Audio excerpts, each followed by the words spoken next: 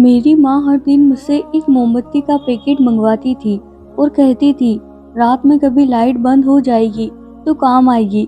इसलिए मैं हर दिन दुकानदार से एक पैकेट मोमबत्ती लेकर आती थी। मेरी माँ ने इसे कभी नहीं जलाया, लेकिन एक रात को 2 बजे बाहर से कुछ आवाज आई तो मैं कमरे से बाहर आई। माँ के कमरे में मोमबत्तियाँ जल रही थी और उन्होंने कमरे की लाइट बंद कर रखी थी और उन्होंने दरवाजा अंदर से लगा हुआ था। मुझे मम्मी पर कुछ शक हुआ कि मम्मी इतनी रात को मोमबत्तियों के साथ क्या करती है। इसलिए एक रात मैं कमरे में छुप गई और जो मैंने देखा, मेरी चीख निकल गई, क्योंकि मोमबत्तियों में तो मेरा नाम अमृता है। मैं अपने माँ बाप की इकलौती संतान थी और दादी को हमेशा पोते की चाह थी। एक दिन मेरे पापा मेरी मम्मी से झगड़ा करके बाहर जाने लगे। तभी मम्मी भी गला फाड़कर उन पर चिल्लाने लगी। मैं लिविंग रूम में बैठकर कॉलेज की परीक्षा की तैयारी कर रही थी। लड़ाई झगड़ों से मैं ठीक से पढ़ाई भी नहीं कर पा रही थी। पापा हमेशा की तरह मुझे मनहूस बोलकर गए थे। मुझे अपने पापा पर बहुत गुस्सा आया। मैं सोच रही थी कि फिल्मों में तो दिखाया जाता है कि माँ बाप अपने इकलौते बच्चे पर जान न्यौछावर कर देते हैं, लेकिन यहाँ तो मामला कुछ और ही था। मेरे पापा जब भी मुझे मनहूस कहते थे तो मेरी मम्मी नाराज हो जाती थी और कहती थी दुआ करो अमृता मर जाए, तुम्हारे जीवन से अमृता का मनहूस साया हट जाए। घर में लड़ाई झगड़ा होने की वजह से सबसे ज्यादा दुख मुझे होता था, क्योंकि सब मुझे मनहूस कहते थे। मुझे ऐसी जिंदगी नहीं जीना था और ऊपर से दादी भी कोई कसर नहीं छोड़ती। जैसे ही पापा घर से बाहर निकलते, वह अपने झगड़े का रुख बदल कर मम्मी की तरफ कर देती। फिर हमारा घर पानीपत का मैदान बन जाता। आस पड़ोस के लोग छतों पर खड़े होकर सास बहू की लड़ाई का ऐसा मजा लेते जैसे किसी थिएटर में कोई फिल्म चल रही हो। मैं इन सब लड़ाई झगड़ों से तंग आ चुकी थी। दादी मम्मी को कोसने लगती और कहती, नेहा मैं तो तुम्हें तलाक दिलवा कर ही रहूंगी, बहुत मजे कर लिए तुमने मेरे बेटे की कमाई पर। फिर मम्मी और दादी में तू मैं शुरू हो जाती, जो खत्म होने का नाम ही ना लेती। मुझे दादी की इस वाली बात पर बहुत गुस्सा आता। मैंने कभी अपनी माँ को अपने ऊपर 1 रुपया भी खर्च करते नहीं देखा था। ऐश तो बहुत दूर की बात थी। खैर थोड़ी देर बाद मम्मी मेरे पास आई। उन्होंने अपने पल्लू की गांठ खोली और कुछ पैसे निकालकर मुझे दिए और कहा कि जा बेटा, दुकान से एक मोमबत्ती का पैकेट ले आओ। मैंने माँ से पैसे लिए और बाहर चली गई। मैं यही सोच रही थी कि माँ मुझसे रोज मोमबत्तियाँ क्यों मंगवाती है, जब उन्हें जलानी ही नहीं है। पता नहीं इन मोमबत्तियों का क्या करती थी। मुझे तो लगता था कि घर में तनावपूर्ण माहौल की वजह से वो मुझे बाहर भेजा करती है, ताकि मैं ताजी हवा में सांस ले सकूं। मेरी माँ एक साधारण महिला थी, सारा दिन काम में लगी रहती, लेकिन कोई भी उनसे खुश नहीं होता था। उनका कसूर सिर्फ इतना था कि वह पापा को बेटा नहीं दे सकी थी। मेरे जन्म के बाद कुछ ऐसे कॉम्प्लिकेशन हुए कि मेरी मम्मी दोबारा से माँ नहीं बन पाई। इसलिए मेरे पापा मुझे मनहूस करते थे। मेरे पापा एक अय्याश किस्म के इंसान थे। उन्होंने घर के बाहर अपने अय्याशी का बड़ा इंतजाम करके रखा था। वो घर में माँ के साथ ठीक रहते, लेकिन जिस दिन दादी उन्हें बेटे की याद दिलाती तो वो बड़ा परेशान हो जाते थे। दादी उन्हें कहती थी, तेरे बाद हमारा खानदान खत्म हो जाएगा, तू कब तक इस औरत के पल्लू से बंधा रहेगा, मैं तो तेरी दूसरी शादी करके ही रहूंगी। पापा जब भी दादी के पास से उठकर कमरे में जाते तो माँ को डांटने लगते। पहले तो माँ चुप रहती थी, मगर अब वो भी बोलने लगी थी। इस तरह झगड़ा बढ़ते जाता था। इस लड़ाई के कारण मैं घोर मानसिक चिंता से ग्रसित हो गई थी। ऐसे ही दिन बीत रहे थे। एक दिन मैं कॉलेज से घर वापस आई तो देखा कि माँ आंगन में फूट फूट कर रो रही थी। मैं थोड़ा सा डर गई। मैंने अपना बैग दरवाजे पर ही फेंक दिया। मैं भागकर मम्मी के पास आई और बोली, मम्मी मुझे बताओ क्या हुआ है। वह रोते हुए बोली, मैं मर जाऊंगी, मैं बर्बाद हो जाऊंगी, मेरा कुछ भी नहीं बचा है इस दुनिया में। मैं बहुत घबराई हुई थी। मैं बोली, मम्मी बताए तो सही क्या हुआ है, पिताजी ठीक तो है ना। मम्मी ने मुझे गले से लगा लिया और फूट फूट कर रोने लगी। उन्होंने कहा कि तुम्हारी दादी ने अपनी बुआ की लड़की को बुलाया है, अब तुम्हारे पापा उससे शादी करेंगे और हम दोनों को घर से निकाल देंगे, हम दर बदर की ठोकरें खाएंगी। बात तो वास्तव में परेशानी की थी। जब मैंने अपनी मम्मी को समझाया तो वह थोड़ी संभल गई। उन्होंने जल्दी से अपने पल्लू से पैसे निकाले और बोली, एक मोमबत्ती का पैकेट ला दे। मुझे मम्मी की हालत देखकर हंसी आ गई। एक समय तो उन्हें खाने पीने का भी होश नहीं था और अब जब वे समझने की स्थिति में हुई तो उन्हें फिर से मोमबत्तियों की पड़ी थी। मैंने कहा, माँ, ये वाली मोमबत्तियाँ क्या अपनी सौतन के लिए जलाने वाली हो क्या? मम्मी मेरी बातें सुनकर नाराज हो गई। मैं हंसती हुई उनसे पैसे लेकर दुकान से मोमबत्तियाँ खरीदने चली गई। मुझे मालूम था कि हर रोज की तरह आज भी मोमबत्तियाँ कुछ काम नहीं आएगी। कभी कभी मुझे लगता था कि माँ रोज एक पैकेट मोमबत्ती को जमा तो नहीं करती। फिर मैं खुद ही अपने विचार पर हंस देती थी।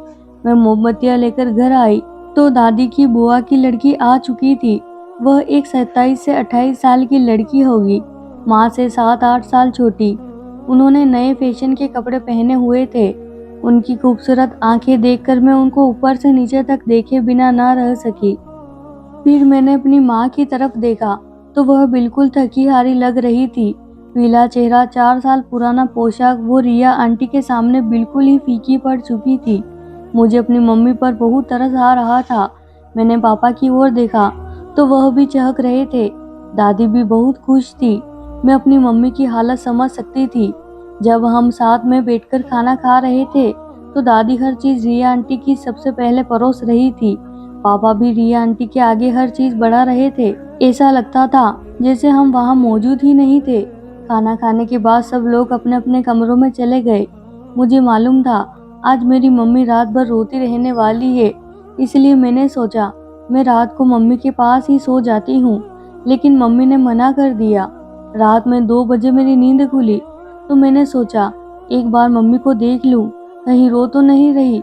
मैं जैसे ही कमरे से बाहर निकलकर उनके कमरे की तरफ बढ़ी तो देखा पापा बरामदे में सो रहे थे और माँ के कमरे का दरवाजा अंदर से लगा हुआ था, लेकिन दरवाजे के नीचे से हल्की रोशनी आ रही थी, जैसे कोई कैंडल जल रहा हो। मैंने चुपके से खिड़की से देखने की कोशिश की, लेकिन मम्मी ने खिड़की पर पर्दा लगा रखा था। हल्का हल्का कुछ नजर आ रहा था, पर क्या था? मेरा शक बढ़ता जा रहा था, लेकिन मैं उस टाइम कुछ नहीं कर सकती थी, इसीलिए वापस कमरे में आकर सो गई। सुबह हुई तो मम्मी मेरे पास आई और कहने लगी, अमृता, आज तू कॉलेज मत जाना, हम बाजार जाएंगे, कुछ खरीदारी करनी है। मैं हंसी और बोली, मम्मी, आप रिया आंटी के डर से खरीदारी करने जा रही हो। अगर मेरे कहने पर चलते तो आज ये हालात पैदा ही नहीं होते। मम्मी उदास हो गई थी। मम्मी ने पहली बार पापा से अपने लिए पैसों की मांग की थी और पापा ने भी अच्छे खासे पैसे मम्मी को दिए थे। पता नहीं पापा की मेहरबानी के पीछे मम्मी की कदर छिपी थी या रिया आंटी के आने की वजह से इतने खुश थे कि उन्हें पैसे की कोई परवाह ही नहीं थी। जो भी था, हम दोनों माँ बेटी बाजार चली गई। मैंने अपनी मम्मी को ड्रेस के 5 अच्छे जोड़े दिलवाए थे। एक नया चप्पल भी खरीदा था। वापस आते समय मम्मी ने टेलर को कपड़े दे दिए थे। जब हम घर वापस लौटे तो दादी अपने कमरे में भगवान के नाम की जपमाला जप रही थी, जबकि पापा रिया आंटी के साथ गहरी बातचीत में मग्न थे। यह देखकर मम्मी की सारी खुशियां चकनाचूर हो गई। मम्मी पैर पटकते हुए कमरे में चली गई। पापा भी मम्मी के पीछे पीछे चले गए। मैं रिया आंटी के बगल में बैठकर फैशन और मेकअप की बातचीत करने लगी। मेरी मम्मी अक्सर मुझसे कहती थी कि मैं रिया आंटी को बातों में बिजी रखूं, ताकि वह मेरे पापा के पास ना बैठ सके। घर में अजीब सा तनाव था। दादी रिया आंटी को पापा के करीब लाने के बहाने ढूंढती थी, जबकि आंटी तो खुद पापा के पीछे पीछे रहती थी। इधर मेरी मम्मी अलग अलग काम करती थी। पापा मनमौजी से थे। मैंने देखा था कि रिया आंटी की इतनी खूबसूरती के बावजूद भी पापा उनसे कम ही बातचीत करते थे। मम्मी अब रोजाना नए कपड़े पहनती, कंघी करती, क्रीम लगाती। एक दिन हम सब साथ में खाना खा रहे थे कि दादी ने मुझसे कहा कि अमृता, सामने की दुकान से एक मोमबत्ती का पैकेट ले आना, आज रात को लाइट बंद होगी तो काम आएगी। मैंने दादी की तरफ आश्चर्य से देखा और बोली कि दादी, आपने भी माँ वाला कारोबार शुरू करने के बारे में सोचा है क्या? सभी ने मेरी तरफ चौंक कर देखा और पापा ने कहा, क्या मतलब? मैं सारी बात बताने वाली थी। माँ की तरफ मतलब? माँ मुझे रोज दुकान पर। मैंने बात करते करते अपनी माँ की तरफ देखा तो वो ना में सर हिला रही थी। उनकी आंखें भी डरी हुई लग रही थी। मुझे लगा कि मुझे अपनी माँ की बातों को सबके सामने नहीं बताना चाहिए, इसलिए मैंने बात बदल डाली। मम्मी जब भी मुझे दुकान पर भेजकर सामान मंगवाती है तो मुझे भी पैसे देती है, हुआ ना कारोबार? पापा हंस पड़े।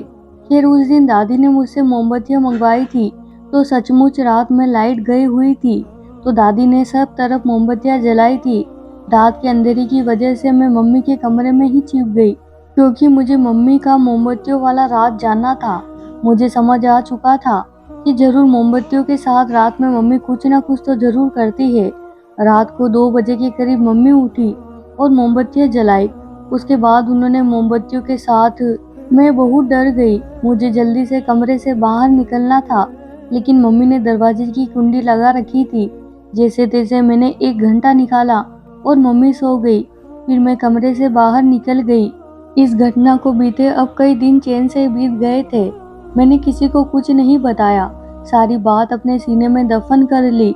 सोचा सही वक्त देकर मम्मी से पूछूंगी, और डर भी लग रहा था। कुछ दिनों के बाद दादी का दिमाग फिर से घूमने लगा। वह उठते बैठते पापा को याद दिलाती रहती थी कि तुम्हारा कोई बेटा नहीं है, हमारा खानदान खत्म हो जाएगा। दादी मम्मी को कभी कभी डांट देती थी। अब वह स्पष्ट शब्दों में पापा से कहती थी कि अगर तुम हाँ कहो तो मैं रिया से तुम्हारी शादी की बात चलाऊं। पापा ने कहा, माँ मैं तो पहले से ही शादीशुदा हूँ। लेकिन दादी कहाँ मानने वाली थी। एक दिन कॉलेज से वापस आई तो मम्मी को कमरे में अंधेरा करके लेटा हुआ देखा। वह बहुत रो रही थी। मैं घबरा गई। मैंने माँ को गले लगाकर चुप कराया, उन्हें तसल्ली दी, लेकिन मुझे सारी बात पता थी कि क्या हुआ होगा। माँ बोली, तुम दुकान से एक मोमबत्ती का पैकेट लेकर आओ, मैं तुम्हें सारी बात बताती हूँ। मैं चुपचाप दुकान से मोमबत्ती लेकर आई।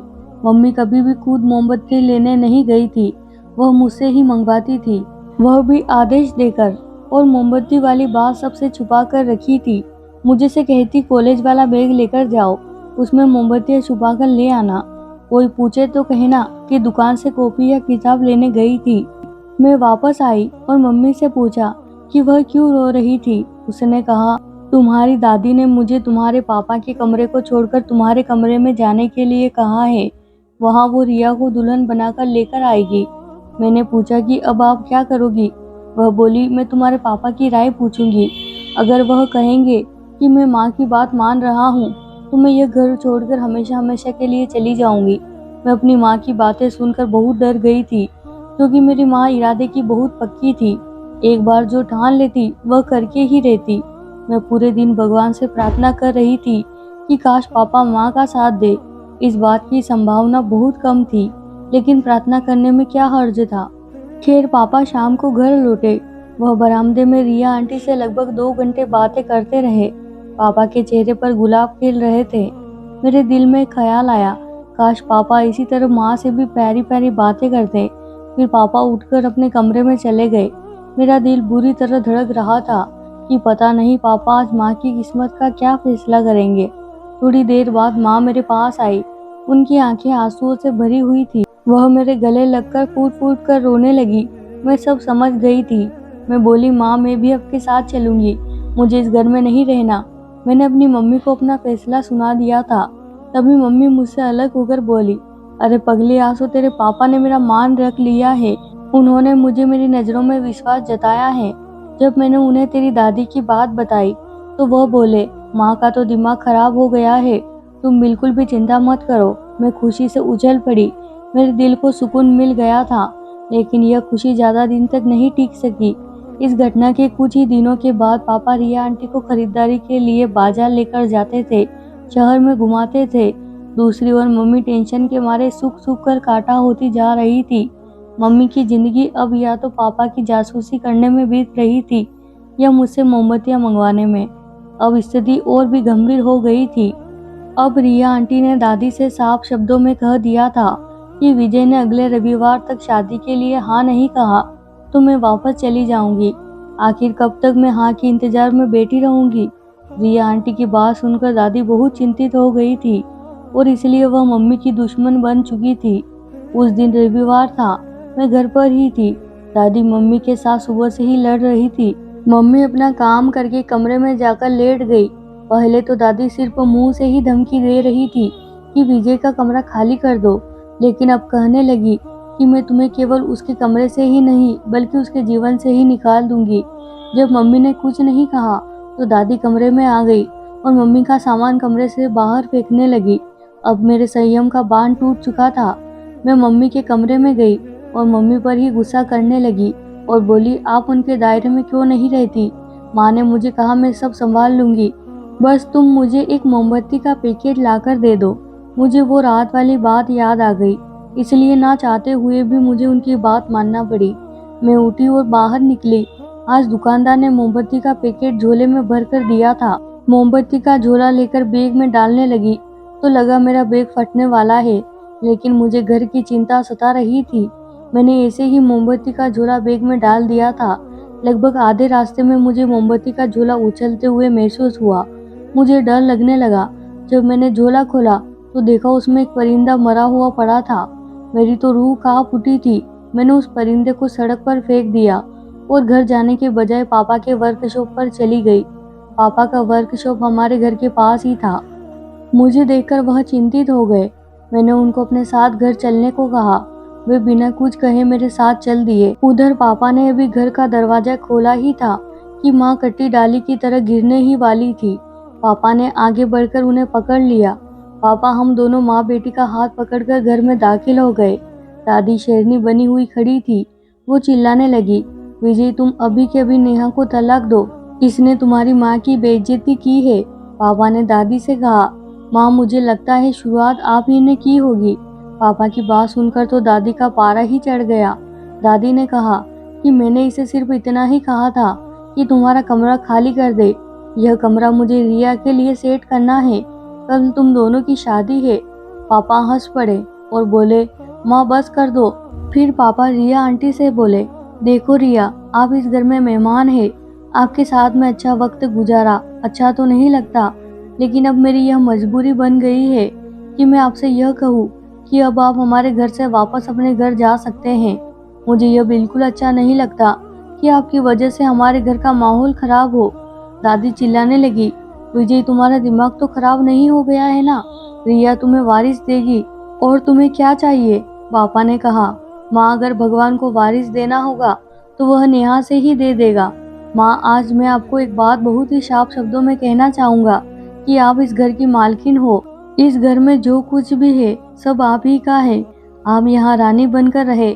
मैं मेरी पत्नी और मेरी बेटी आपकी सेवा करेगी, लेकिन आज के बाद यदि आपने हमसे झगड़ा करने की कोशिश की तो हम तीनों इस घर को हमेशा हमेशा के लिए छोड़कर चले जाएंगे। उस दिन ही रिया आंटी अपने घर चली गई। दादी ने विरोध में अपने आप को कमरे में बंद कर लिया, जबकि मैं पापा से शिकायत किए बिना ना रह सकी। मैंने कहा, पापा आपने मुझे और मेरी मम्मी को बहुत तकलीफ दी है। काश आपने हमें शुरू से ही प्यार और सम्मान दिया होता तो आज यह दिन नहीं देखना पड़ता।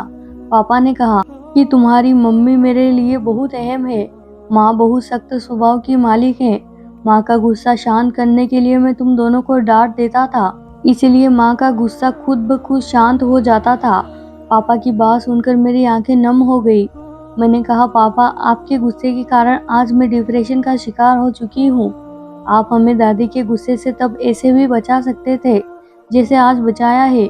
कम से कम मैं और मेरी माँ शांति भरा जीवन तो गुजार लेती। पापा बहुत शर्मिंदा हो गए थे। पापा ने अपनी गलती स्वीकार की कि उन्होंने हमें बचाने के लिए गलत रास्ता चुना था। घर की स्थिति में अब काफी सुधार आ चुका था। पापा हमें घुमाने ले जाते थे। एक दिन घर में कोई नहीं था तो मैंने माँ से पूछा, माँ आप कमरे में मोमबत्तियाँ जलाकर क्या करती थी? मैंने आपके कमरे में छुपकर सब देख लिया, लेकिन समझ नहीं आया कि आप सारी मोमबत्तियाँ एक साथ एक गोले के अंदर जलाकर और ऊपर से आप खुले बालों में माथे पर काला तिलक लगाकर क्या कर रही थी।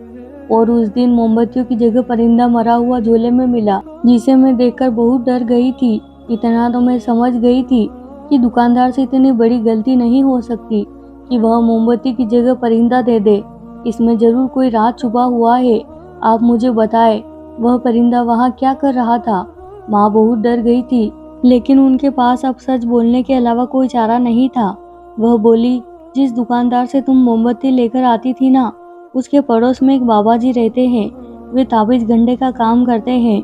मैंने उस दुकानदार से कहा था कि वह मेरे लिए एक ताबीज ले लिया करे, इसलिए वो मोमबत्तियों के साथ ताबीज भी दे दिया करता था। उसने बताया कि बाबा 40 दिन तक मोमबत्ती पर मंत्र का प्रयोग करके देंगे, कुछ राख देंगे जो माथे पर लगानी है, और रात को 2 बजे एक गोले के अंदर जलाकर माथे पर राख लगाकर जब तक बैठना है तब तक मोमबत्तियाँ पूरी जलकर पिघल ना जाए। मैं माँ की बात सुनकर बहुत हैरान हुई थी।